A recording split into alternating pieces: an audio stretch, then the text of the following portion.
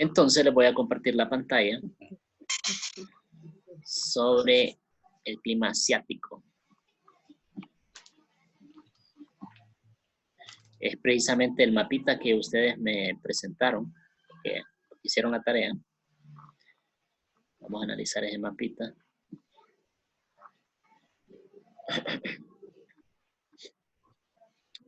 Como ven, en Asia encontramos 3 tipos de clima, que la vez pasada yo los expliqué, así de manera general. Los climas cálidos, que entre ellos encontramos el clima ecuatorial, el clima tropical húmedo, el tropical seco y el desértico. O sea, la característica principal de estos climas cálidos, y que son climas donde se encuentran por lo general en la parte cercana al Ecuador, por eso se llama ecuatorial. Van a ser muy húmedos, la gran concentración de humedad se puede ver aquí en la península indochina. Estos países son extremadamente selváticos. De hecho, estas islas de aquí también, de clima ecuatorial, Borneo, Sumatra, son islas bien interesantes y la fauna de ellos es bien interesante porque aquí encontramos elefantes, rinocerontes, osos perezosos. De hecho, los elefantes más pequeños del mundo se encuentran en estas islas. Elefantes bien enanos. Y también encontramos aquí rinocerontes. Algo parecido a lo que se encuentra en las sabanas africanas se encuentra en estas islas. Y algo bien interesante es que también aquí se encontraron restos humanos, de humanos antiguos llamados el Homo erectus. Y del Homo erectus se encontraron restos aquí en estas islas de hace más de 100.000 años de antigüedad. Aunque el clima sea caliente, mucha gente le gusta vivir en estas regiones tropicales. Es por la cuestión de la lluvia, que también es un factor importante para el cultivo. Luego, los climas templados los vamos a encontrar aquí más hacia las latitudes nortes de Asia. Entonces vamos a encontrar, por ejemplo, el clima templado continental en una gran cantidad de Rusia, una gran parte de Rusia. Y de Japón. Y en los climas mediterráneos, que lo encontramos aquí en China, parte de Japón, y aquí por Turquía. Esos son los climas templados. Recuerden que templados siempre es que no son ni tan alta la temperatura, ni tan baja. Es una temperatura promedio, agradable. Y los climas del otro extremo serían los climas más fríos, que es la región polar. Lo encontramos aquí en esta zona de Siberia. Pero también lo encontramos en las altas montañas, como en los montes Himalayas, los montes Sagros. Y estos climas extremadamente fríos, pues son climas que llegan a temperaturas bajo cero, donde hay nieve, hay concentraciones de nieve. Aquí en estos países de asiáticos neva, joven. Cae nieve en Japón, cae nieve en China, cae nieve en Rusia, en Mongolia. Hasta donde está esta línea del trópico de Cáncer, que ven ustedes ahí, aquí arribita cae nieve. Ya abajo aquí del trópico de Cáncer no cae nieve.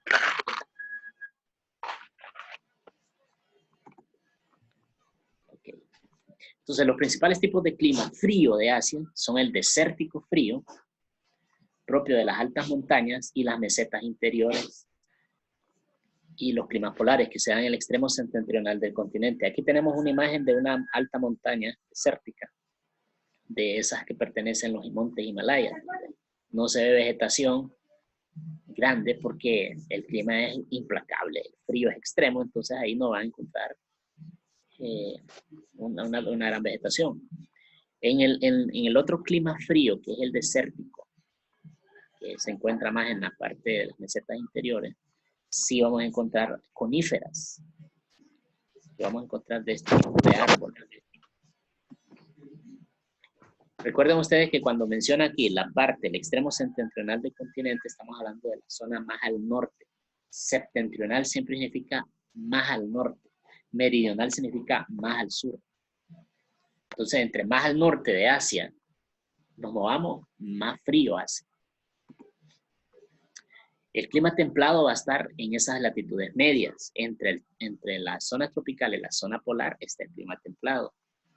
Las precipitaciones regulares, o sea, a veces llueve bastante, a veces llueve menos. No es tan predecible.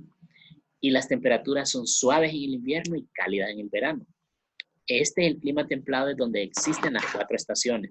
Si ustedes observan cuando les explican en ciencias naturales las estaciones, les muestran los equinoccios, los solsticios, y que 4 meses son de primavera, 4 meses de invierno, 4 meses de verano, 4 meses de otoño. Idealmente así debería ser.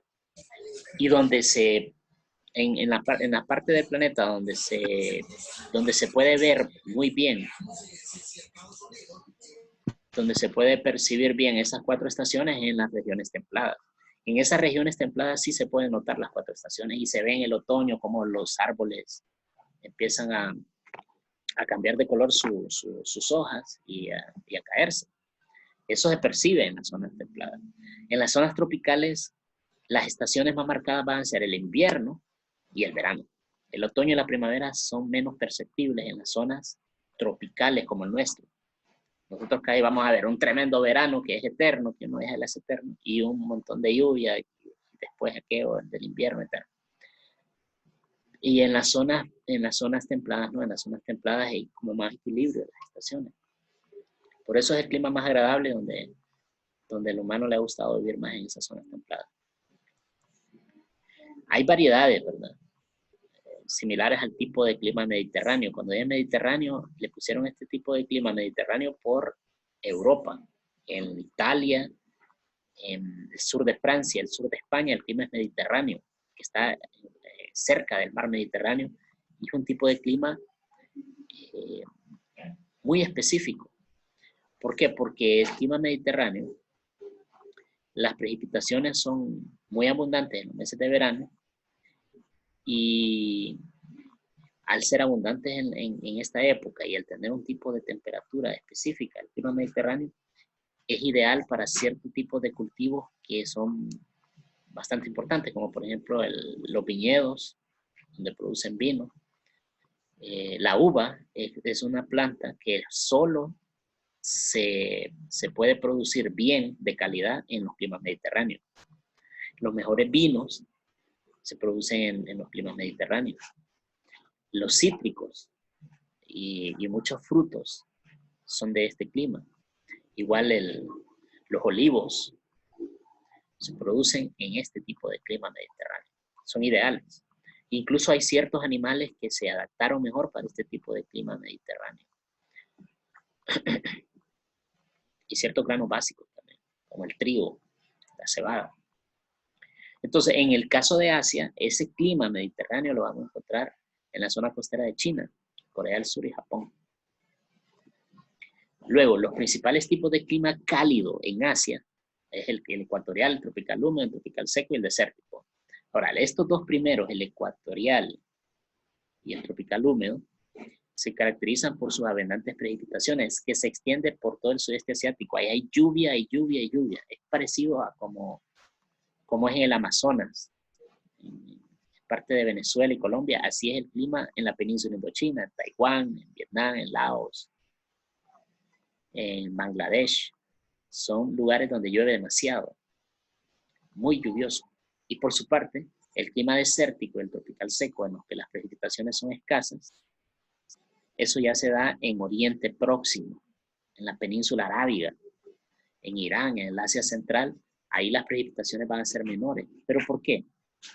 Eso tiene una respuesta científica. Y es que la mayor parte de la lluvia cae en la península Indochina y en la India, porque cuando las nubes cargadas de agua chocan contra los montes Himalaya, para poder subir necesitan desprender toda la humedad que tienen. Entonces llueve un montón antes de llegar al monte Himalaya, y después, cuando las nubes logran atravesar los montes Himalaya, ya van sin agua, sin esa cantidad de agua. Y entonces el otro lado de los montes Himalaya va a ser desértico, o estepas desérticas. Entonces, esa barrera de montañas es lo que hace que a un lado de las montañas sea muy lluvioso y al otro lado sea desértico. Eso pasa también en Sudamérica, con la barrera que forma la cadena de los Andes. En un lado va a ser muy lluvioso y en el otro lado va a estar el desierto de Atacama, que es uno de los desiertos más áridos del mundo. Entonces, eso produce en las cordilleras. El relieve puede hacer que en un lado haya mucha lluvia y en otro lado sea un desierto. Ok, con respecto a eso del clima asiático, yo dejé un mapa, algunos lo presentaron, la mayoría de los que participan en la clase lo presentaron. Está bien, estamos claros. Pero el tema del clima lo vamos a ver más a profundidad en la siguiente clase. No tanto el clima de los continentes, sino el clima en general, ¿verdad? Porque es un tema que se ve en séptimo, octavo, pero tiende a olvidarse. Entonces, por eso lo reforzamos también en noveno. ¿Hay alguna pregunta hasta ahorita?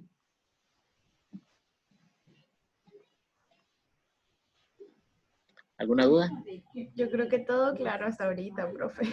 Está bueno, ahí está Scarlett, va a intentar meterse, pero no le resulta. Yo creo que tiene un internet malo. Solo Diga, tengo una curiosidad. diga. Todas las nubes van hacia el mismo lado. Depende del viento. Las nubes se mueven dependiendo los vientos, y los vientos se mueven dependiendo la rotación terrestre. Los vientos en el mundo tienen categorías también. Hay vientos que son planetarios, hay vientos que son regionales y hay vientos que son locales. Y los vientos existen porque existe presión en la atmósfera que hace que el aire rote y se mueva. Por ejemplo, aquí en Centroamérica y en el Caribe, los vientos se llaman vientos alisios, el tipo de viento planetario que sopla, y es el que nos trae los huracanes y las tormentas tropicales que se originan en Asia, en África. Entonces, esos vientos, me está metiendo Esteban, esos vientos planetarios mueven una gran cantidad de nubes y esas nubes llegan a ciertas zonas donde se encuentran con una barrera de montaña y ahí chocan, ahí tienen que llover un montón para que se desprenda ese peso que llevan y puedan subir, porque recuerden que los gases suben porque son más livianos. Suben a través de toda la montaña, pero ya no llevan agua. Entonces en el otro lado no va a llover. Eso se le llama barlovento y sotavento. ¿Es ahí? ¿Le entiende entonces? Sí, sí comprendo. Sí, entonces los vientos son los que arrastran las nubes. Los vientos se pueden calcular también en qué lugares hay vientos y con qué direcciones. Hay mapas donde se pueden ver los vientos del mundo, cómo fluyen. Pero, o sea, Ajá. no es la misma dirección en todos, obviamente. En los vientos planetarios son constantes.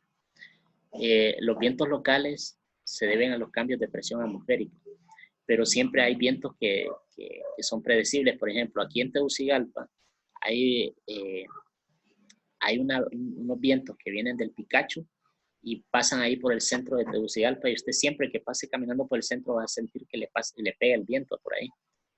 Y esos vientos bajan del Picacho. En el caso aquí de donde están las antenas eólicas, Santa Ana, es porque ahí hay unos vientos que están fluyendo de forma constante, que se desprenden de las montañas de la Sierra de Lepaterique. Entonces el viento sopla por ahí y eso siempre va a estar dando vueltas porque los ingenieros que las pusieron ahí averiguaron bien que el viento ahí fuera constante. Porque imagine que hace una inversión millonaria y de repente a la siguiente semana ya no sopla el viento. Entonces quedan con todo eso puesto ahí. Pues. Tienen que hacer estudios meteorológicos para poner esas antenas. Bueno, ya tenemos 12 estudiantes. Bueno, entonces continuamos. Y vamos a hablar aquí de lo que es las maravillas del mundo asiático. Ustedes saben que maravillas hay en todos los continentes. Y cuando hablamos de maravillas, se pueden hablar de maravillas modernas, de maravillas antiguas. La maravilla antigua más destacada de todo Asia es la Bueno, ¿alguien sabe cuál es la maravilla antigua más importante de Asia? Es la muralla china, ¿verdad? La muralla china. La muralla china es el monumento más grande construido por el hombre. No, en sí no es un monumento histórico así creado con esa finalidad de que todo el mundo lo viera después, sino que tuvo una finalidad práctica. Lo hicieron para que los mongoles no los invadieran y no los exterminaran. Pero Al final no funcionó. al final no funcionó. Al final no funcionó, pero quedó ahí la maravilla esta que se puede ver incluso. Bueno, se puede ver desde ciertos satélites, pero no es que se puede ver así desde el espacio, que usted se sale al espacio exterior y va a ver la muralla china. Ese es un mito. Se puede ver desde los satélites cuando los satélites se enfocan en esa zona, haciendo zooming. Pero desde el espacio así como tal, de que alguien se salga del planeta y voltea a ver el planeta y se mira la muralla china, así no, ¿verdad? Porque la muralla china tampoco es que es tan ancha.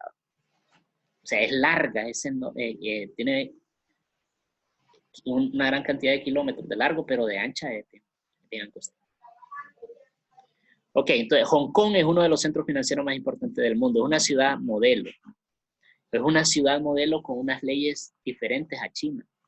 China quiere, por todos los medios posibles, controlar Hong Kong, porque Hong Kong, el Producto Interno Bruto es bien grande y es una ciudad bastante productiva financieramente, muy importante. Pero tiene sus propias leyes ahí, a pesar de estar dentro de China. El Taj Mahal, en la India, es una de las maravillas también, considerado uno de los templos arquitectónicos más hermosos. En sí no es un templo religioso, sino que es un mausoleo. Un mausoleo es una tumba decorada. Si ustedes van aquí a Tegucigalpa, al cementerio general, donde es terriblemente peligroso, porque ahí es feo, pero las tumbas que hay ahí, son en el cementerio general, son tumbas de gente bien destacada de la historia de Honduras. Entonces ahí está, por ejemplo, el mausoleo del presidente Marco Aurelio Soto, y usted va ahí y lo mira, es casi como un castillo de grande, es enorme. De hecho, se puede ver desde Buenos Aires, creo, si usted observa para abajo, así hacia la zona del mercado, donde está el cementerio, se puede ver la tumba. Se puede ver la tumba de Marco Aurelio Soto como un castillito. Usted puede ir ahí solo para ver esa tumba. Usted puede ver ahí está la tumba de Ramón Rosa también, que es un libro grandote que pusieron porque le gustaba la lectura. Pero puede entrar. Sí, sí puede entrar. Lo que pasa es que hay que ir con varias gente porque ahí es peligroso. Oh. Sí, pero es interesante porque hay tumbas bien. Diga, Esteban, ¿ha ido usted? Usualmente los mausoleos de este tipo eran para dinastías de los emperadores. Sí, no, claro, sí. Igual que en Egipto, las pirámides fueron con ese propósito. Pero aquí en Honduras, para que vean ustedes que los mausoleos no fue algo solo de civilizaciones asiáticas. Aquí en Honduras hay mausoleos bien grandes en las tumbas de algunos expresidentes. Incluso los primeros asiáticos que llegaron a Honduras, los chinos, las primeras comunidades chinas que se establecieron en Honduras y que hicieron negocios grandes y se volvieron personas exitosas, ahí en ese mismo cementerio de Comayagüela, en el cementerio general, ustedes ahí van a ver tumbas asiáticas, que son casitas chinas, así, como esos templos budistas, que terminan así como con un... Sí, es cierto. Ahí en el cementerio general hay un montón de esas casitas adentro, que son mausoleos chinos y con las letras chinas, así con kanji. Ya me dio ganas de ir. Bueno, ahí te van a asaltar. Que mi suerte me acompañe. Bueno, Sí. más que asaltarte, te van a secuestrar. Oh, por Dios. Ahí pueden ver también como Asia tiene una economía, bueno, China tiene una economía planificada. El arroz, Comunista. el arroz es el grano básico principal para ellos. Y todo esto que ven ustedes ahí, todas estas montañas así, son plantaciones de arrozales. Y esto sí se puede ver desde el espacio, porque es exageradamente grande la cantidad de plantaciones de arroz que tienen. Y el arroz no es fácil de cultivarlo. Hay que estarla trasplantando la plantita y es una cuestión bien delicada. Luego tenemos otro templo hinduista en Camboya, famoso, que es el Angkor Wat.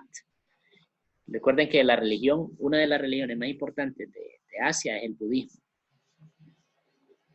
El budismo y el hinduismo son las religiones más antiguas de Asia, originales, porque los musulmanes después llegaron a conquistar y se metieron a la fuerza, pero originales, autóctonas de ahí, es el hinduismo y el budismo. Y hay varios templos que son muy importantes. Hay una atracción turística en China también, que son los guerreros de terracota, que esto también es parte de un ritual a cuando murió un emperador chino de la dinastía Qing. Ahí le pusieron estos soldados que son 7,000 figuras de guerreros de tamaño real, o sea, en escala 1:1. Ahí fueron enterrados con el emperador. Hicieron esas 7,000 esculturas para enterrarlas junto con el emperador. Una locura, ¿no? Pero ahí están, lo encontraron los arqueólogos, lo desenterraron y ya está para irlo a visitar ahí en China. 7,000 guerreros. Y tenemos otra forma de arquitectura típica de Asia.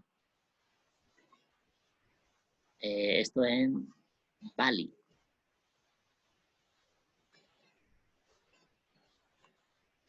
Ok, la muralla china no pudimos porque es de la más obvia, pero aquí en China hay una gran cantidad de templos budistas y imágenes de Buda gigantes, estatuas colosales. Hay una que está cubierta de oro en el norte de China, cerca del Tíbet, que es una estatua de Buda, que es una de las estatuas más grandes del mundo, y está cubierta de oro. ¿Qué datos curiosos encontramos aquí en Asia? Bueno, en Indonesia se hablan más de 600 idiomas. En la India se hablan más de 800 idiomas. Estamos hablando, y no dice dialecto, dice idioma. O sea, tienen toda la estructura y todo para hacer un idioma. Lo que pasa es que siempre se tiene que decidir por un idioma oficial, ¿verdad? Cada país tiene que decidirse por uno o dos idiomas oficiales. Pero los países donde más idiomas hay en Asia es en Indonesia y en la India. Más de la mitad de la población de Asia se encuentra en dos países. China con 1,3 millones. Allá ahorita ya estamos hablando de 2 billones, ¿verdad? Aquí dice 1,3 millones, pero es un error. Son billones, o sea, 1,000 millones. ¿Por qué habrá sido el error? Porque ni siquiera en inglés, porque en inglés es... Billion. ¿O sí? Sí, y la India 1,1 billón. Y se estima que en 20 años, o sea, en 2040, la India va a superar a China en población, porque recuerden que en China sí tienen una medida política que es obligatorio de no tener más de 2 hijos, pero en la India no. Entonces en la India están creciendo, poblacionalmente van a superar a China dentro de 20 años. No, de hecho, en inglés, billion son 3 ceros más que en español. No, es que miren, en español nosotros decimos 1,000 millones, pero en Estados Unidos dicen 1 billón cuando llegan a 1,000 millones. Para nosotros un billón son 1 millón de millones. Entonces realmente aquí lo que tuvieron que haber puesto es que en China hay 1.300 millones de personas y en la India hay 1,100 millones de personas. Así debe haber puesto.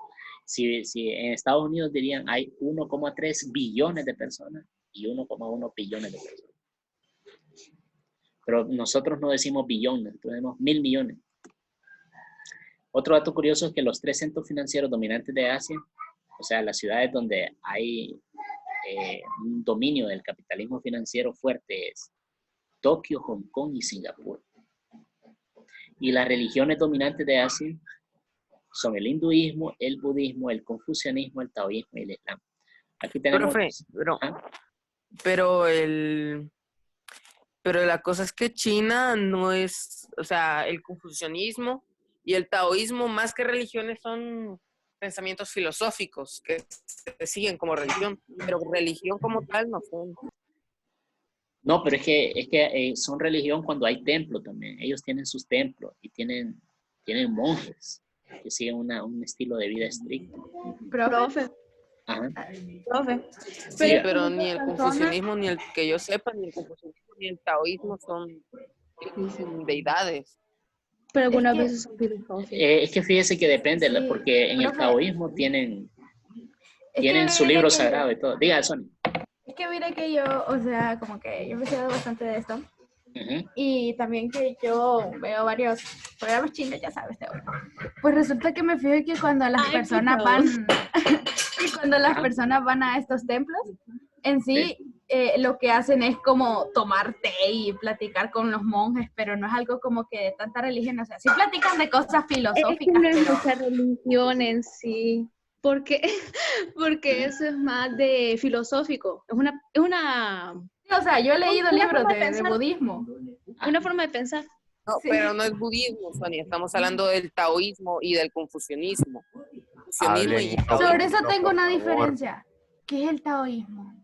O sea, es que el Eso es parte de confucianismo la... yo sé, Sí, pero esa es parte de la tarea que les voy a dejar. Entonces ustedes anoten ahí, primera asignación, porque para que algo sea religión tiene que tener ciertos criterios. Entonces ustedes lo van a investigar y se van a dar cuenta, pero la tarea va a ser investigar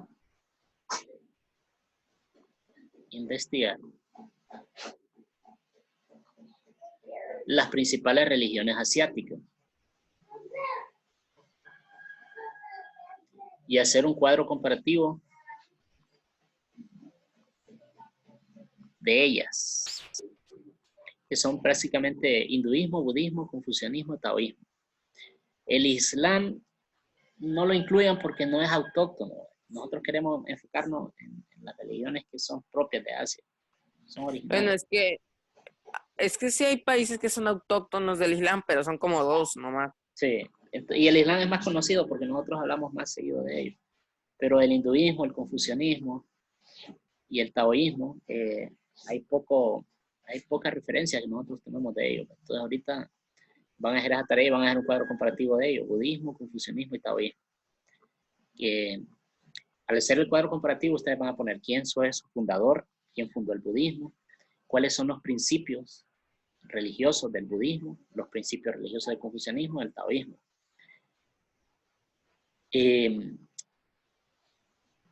Eso lo van a entregar para mañana antes de las 12. Ahora, la segunda asignación es sobre la gastronomía. Profe, ¿puede repetir lo que tiene que llevar el cuadro comparativo, por favor? El cuadro comparativo va a llevar el fundador, sus principios religiosos y sus textos sagrados.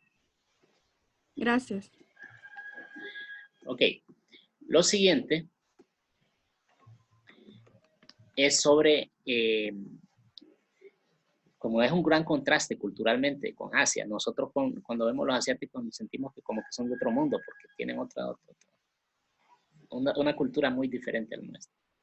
Entonces ustedes van a investigar un poco sobre la gastronomía asiática, con esto de que el coronavirus supuestamente por el murciélago y que no sé qué, hay bastante desinformación y hay gente que solo habla por hablar. Entonces ustedes lo que van a investigar es,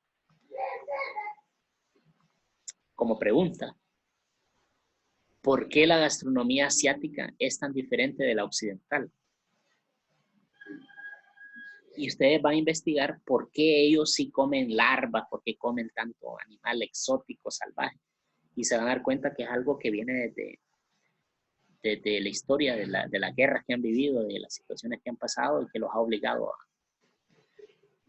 a adquirir ese tipo de gastronomía y que luego se quedó como parte de su folclore. Pero investiguen, pongan así en Google, van a poner ¿por qué la gastronomía asiática es tan diferente de la occidental? Y me van a juntar esa pequeña investigación. ¿Una pregunta? ¿Una pregunta, jovenazos? Yo no tengo nada. Porque entonces ahí quedamos. En la próxima clase, como les digo, tengo que explicarles del clima en profundidad. Clima a nivel mundial. Y voy a comentar las dudas que tengan del taoísmo, del confucianismo y del hinduismo. Para que quede claro si son religión o si solo son sistemas de filosofía. Entonces, se me cuidan, pasen buen día. Gracias por participar. Y Adiós, profe. en la siguiente clase. Bye.